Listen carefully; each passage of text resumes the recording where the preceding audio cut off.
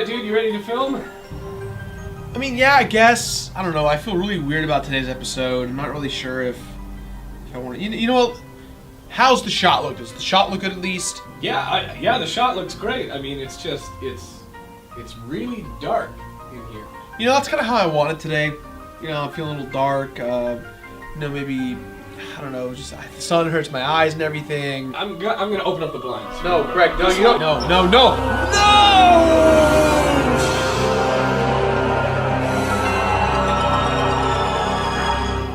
Gerard, what are you...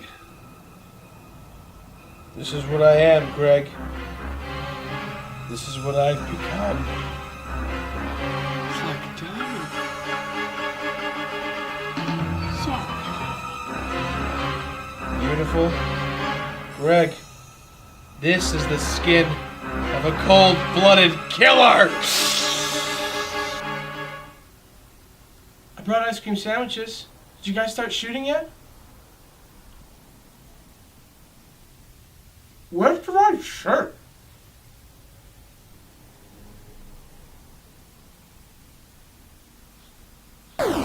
Yes!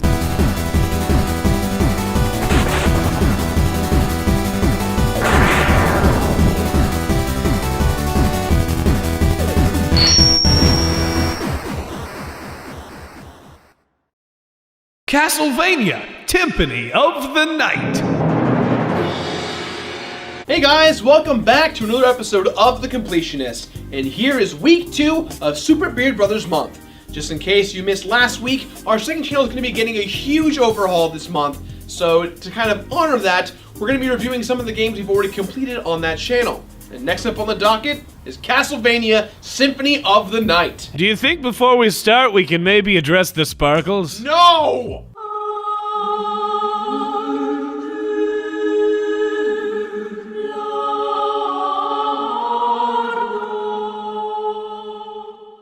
Castlevania Symphony of the Night. Any one gamer who lived through the 90s will tell you that this sleeper hit is almost single-handedly responsible for reinvigorating the entire Castlevania franchise. It successfully broke the linear level-driven mold the series was known for, and it introduced the fantastic RPG and Metroid-style open-world elements that would eventually help coin the phrase Metroidvania. But Beardman, what about all the other Castlevanias we haven't done yet? Don't they deserve their own videos? And why aren't you doing a game where you play as a Belmont? Where's the whip? Where's my whip? Who took my whip? A lot has already been said about those other games, Greg, especially Simon's Quest and Super Castlevania 4. So while I'll probably get around to them eventually, we're going to hear the much more interesting and emotionally compelling story of Alucard today. And call me crazy, Greg, but I'm pretty sure you've never actually owned a whip. He did briefly, but I hid it because he hurt me with it. Oh hey, it's Alex. I've just been here the whole time.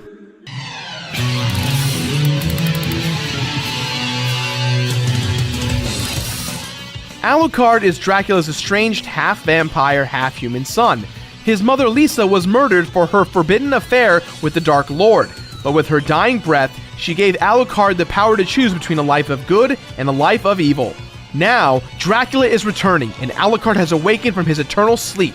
He's headed to his father's castle to destroy him. Yikes! How did Dracula and his mom even meet? It's not like they could run into each other at the grocery store or something. Does Dracula even leave the house? Maybe she was his cleaning lady. I'm overthinking this. Also in the castle is Maria Renard, a young vampire hunter who's come looking for her mentor, Richter Belmont, who went missing in the castle 5 years earlier. Hey, a Belmont? Maybe he's got my whip. Maybe. However, Richter seems to have been acting pretty evil lately, and something fishy is definitely going on. It's up to Alucard to put all the pieces together. Symphony of the Night puts a vampire in the hero's role and a hero in the vampire's role, and it does a wonderful job of tackling the rather complex question of whether or not fulfilling your destiny is always the best idea. It's refreshing to see so much depth from this type of game, and even though the actual writing itself isn't always great, it definitely changes the feel of the whole experience for the better.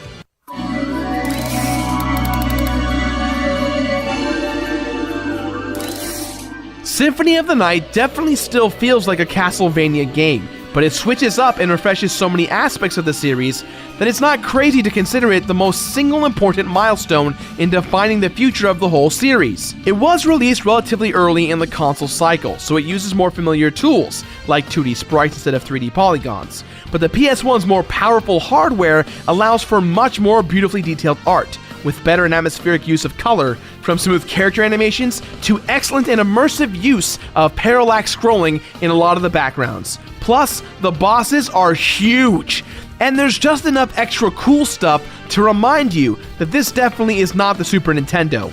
This is also the first game in the series featuring character design by Ayami Kojima. The director of Metal Gear? No. Oh, sorry. Jumped the gun there. Carry on. She's known for her expert use of an art style called Bishonen. It translates literally to beautiful boy, and its pretty androgynous male characters serve as a cultural outlet for non-conventional male-female gender relations in Japan.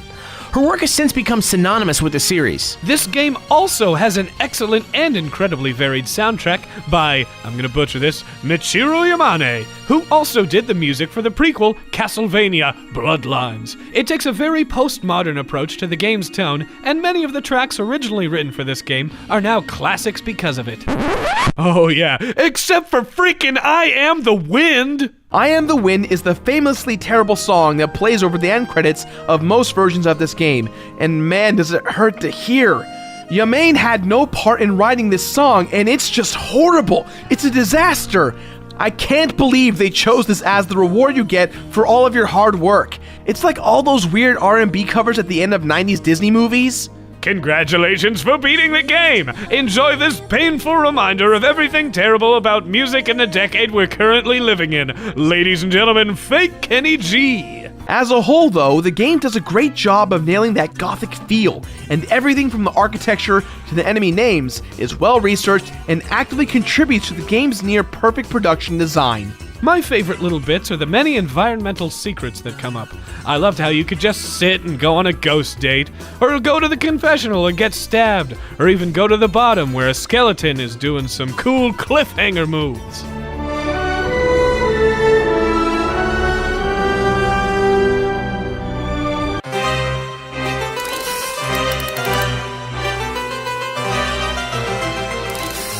Castlevania 2 and 3 brought a lot of interesting ideas to the table about how to switch up the side-scrolling formula, but it wasn't until Symphony of the Night that any of them were particularly successful. It breaks from the traditional level-based formula and introduces a Metroid-style open world where you have to solve tricky puzzles and use the items you find while exploring to access new areas. Symphony of the Night takes it one step further, though, by having the enemies you encounter give you experience points. There's a whole RPG-style leveling system. You can actually grind in this game to get past enemies that are giving you trouble. Yeah! Plus you don't have to save the aliens! Oh, come on, Greg, that was one time, and I went back and got them anyways. Oh, what, too soon? Holy crap, that was 71 episodes ago! How long has my whip been missing? There's also an extremely difficult but totally rewarding spell system. It feels like it's straight out of a Capcom fighter, except you have to discover all the moves on your own. It's awesome. The theme of exploration in this game never lets up. Besides the spells, there's a bunch of items that you really just have to experiment with to figure out what they do. And some of the armor and weapons that you can find in Outfit a la carte with grant bonuses when equipped together. Even the combat requires a lot of trial and error, as most of the weapons act totally different from each other and have very bizarre and random effects. You can also fight the bosses in any order, which is sort of a double-edged sword. On the one hand, it leaves the difficulty level feeling kind of erratic at times, but it's cool that every playthrough is different and all the fights themselves are clever. The specific weaknesses each of them have were probably pretty fun to spread rumors about on the playground back in 1997 before you could just look it up on the internet. How else would you ever know that Alucard's doppelganger was weak to the stopwatch? Damn you, WikiLeaks! Without the internet to tell you what everything does, this game can be pretty tough to master. But on the other hand, a fantastic, fair, challenging action game with 25 to 30 hours of content is pretty tough to find nowadays. More power to ya, Konami. And don't forget about all the familiars. They're like Pokemon, but there's way less of them and they're a lot scarier. Each one has its own specific use, like the giant sword that follows you around, helping you kill stuff, or the fairy who throws potions at you when you're hurt and finds secrets. And they level up and get stronger too. Just like Pokemon, right, Alex? Not really. Yep, just like Pokemon.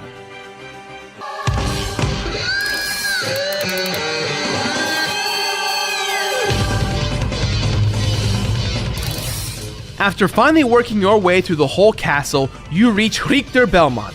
And he's not looking so good. He's acting crazy and talking about how he wants to resurrect Dracula so they can fight forever. He attacks you, and if you want, you can end it right here, right now. That's it? Alucard stops Dracula, decides humans are the worst, and then just leaves? What a horrible game! Burn it, or no, whip it! Whip it! Hold on, Greg. I did say if you want. You mean there's more? You betcha. Alex? Right. As you make your way through the castle, you may encounter and defeat a succubus. Besides learning some cool stuff about Alucard's past, killing it will earn you a gold ring. Then you can find the spike breaker armor in the catacombs and use it to get you through the spiky hall in the chapel, earning you the silver ring. Take the rings to the clock room, equip them, and they will reveal a secret room that leads you to Maria, who gives you the holy glasses. Phew.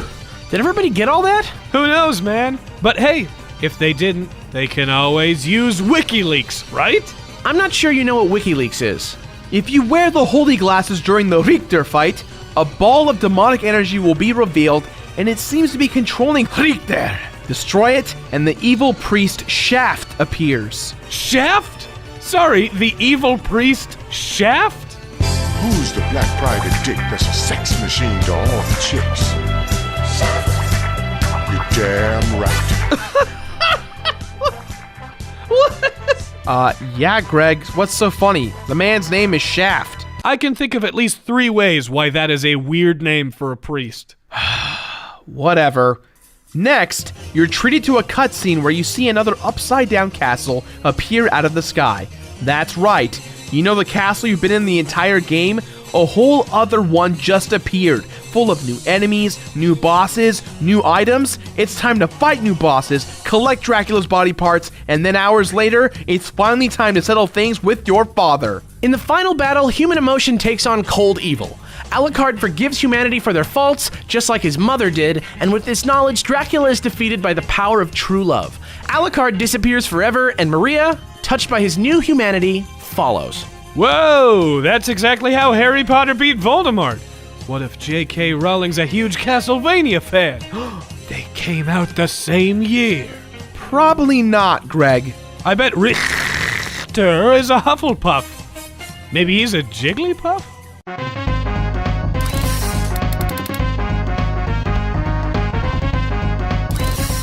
There's not a whole lot to do in this game for the challenge-hungry completionists out there. Sure, there's a lot of castle to explore, but all the bonuses in the game just require you to beat it with a certain percentage of the map uncovered, so it doesn't really matter what you do and don't do while you explore. Symphony of the Night has 2 endings for killing Richter.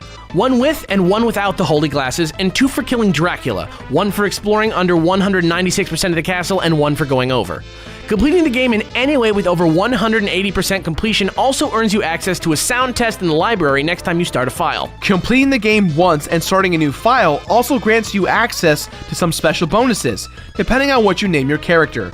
Naming him Axe Armor grants you the armor of the Axe Lord enemy.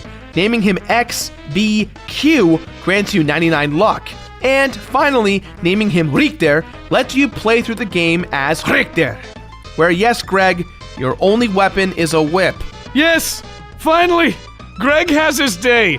Richter Belmont's the coolest! Everyone's getting whipped! Ghost ride the whip! Ghost ride the whip! Ghost ride the whip! Ghost ride the whip! Beating the game with Richter also has its own ending, but boy does it ever stink. He sort of just stands there and watches the castle get sucked up. Lame.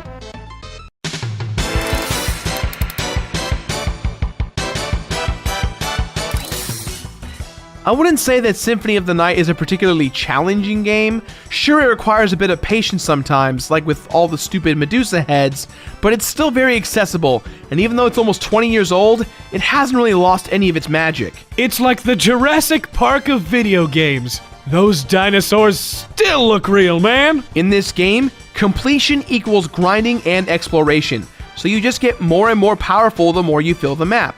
especially once you find the Chrysogrim, a rare weapon drop in the inverted castle, which you get from killing the enemy called Shmoo. It literally breaks the game, it's so powerful. If you want any sort of challenge from this game at all, avoid it at all costs. That said, it's still easy to get overwhelmed by enemies sometimes, and having to go into the menu to equip healing items forces you to use the Fairy Familiar for most of the game, or else you'll face very tedious menus whenever you want to heal. Still, these are minor things that in the face of how great this game truly is, it's never repetitive, it's surprising, and so in Symphony of the Night's case, the struggle wasn't really a struggle after all. Castlevania Symphony of the Night is one of the best games on the original Sony PlayStation. It has a timeless look and feel, the gameplay is a complete joy, and the themes it attempts to tackle are incredibly impressive. I can't believe it took me this long to finally play it, and even after totally completing it, I'm sure that I've played it a few more times in my life. It's just that damn good. With that in mind, guys, this game gets my completionist rating of completed. Symphony Of the night. Well, that's all the time we have for today, guys. So as always, leave your thoughts in the comments below. Hey, let's talk about those sparkles now. I think it's something that needs to come up. I won't talk about the sparkles, but I will dance them. I will dance them